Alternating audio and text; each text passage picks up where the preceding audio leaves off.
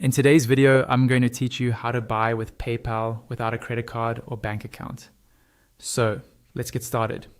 First, open your browser and go to your PayPal account dashboard. If you're not already logged in, sign in with your usual details. Once you're on the main summary page, you should see your balance, recent activity, and a few menu options along the top or the side, depending on your region and layout. Now, the key idea here is that the only practical way to use PayPal without connecting a traditional credit card, debit card, or bank account is by using a gift card that works like a prepaid card.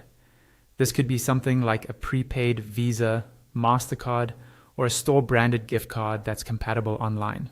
You'll be adding that gift card to PayPal so that PayPal treats it as a regular payment card when you check out. From your PayPal dashboard, look for the option labeled Wallet. Go ahead and click on Wallet. This is where PayPal keeps all your payment methods, like cards and bank accounts. Even though you don't want to connect a bank or normal credit card, you still have to go through the same section to add the gift card.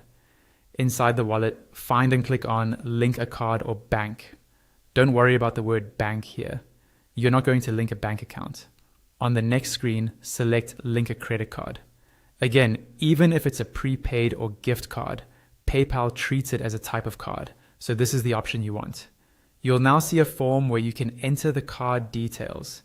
Click into the card number field and carefully type your gift card number exactly as it appears on the card.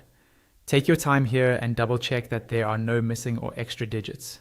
Next, click into the expiration date field and enter the month and year printed on the card. After that, click into the CVV field.